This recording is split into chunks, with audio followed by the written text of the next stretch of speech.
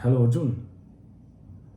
হ্যাঁ শোন, বলছি যে ওই স্নেহার পাড়ার কাউন্সিলর আমাকে ফোন করেছিল।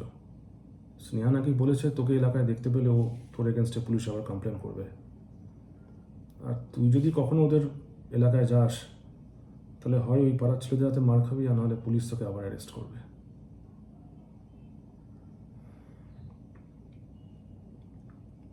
দেখ দেখ ভাই, আমি আমি বুঝতে পারছি তোর কষ্ট হবে। তুই বরং একটা কাজ কর, তুই তুই এখান থেকে চলে যা।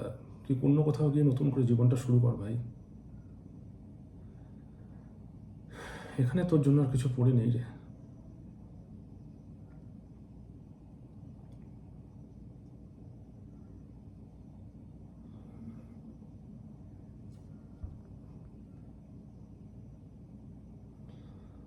খবরে দেখেছিস ভাই? তুই যে অফিসের থেকে হারিয়েছিস না, সালা লোকটা পুরো পাগলে গেছে ভাই। যা খুশি তাই করে যাচ্ছে। পাবলিক নিউসেন্স, ড্রাগ, মাল খেয়ে বাওয়াল, যা খুশি তাই। মালটা পুরো পাগলে গেছে ভাই।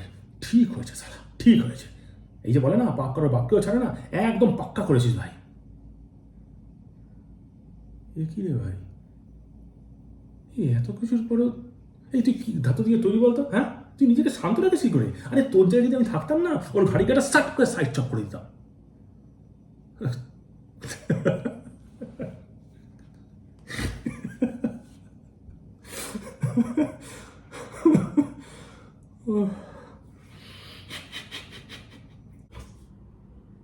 बात फॉर ब्लॉकिंग, बापा आगे देन एंड देन। আরে অর্জুন, তুই কবে ছাড়লো তোকে? তোমরা যাও এদিকে প্র্যাকটিস করো।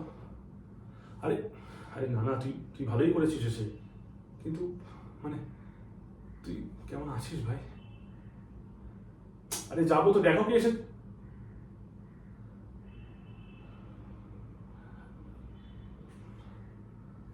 সরি ভাই, কিছু মনে করিস না। আসলে ওই দেখ, তোর কি কোনো টাকা পয়সা দরকার আছে? তুই থাকলে আমাকে আমাকে নিঃসংকোচে বল। না আমি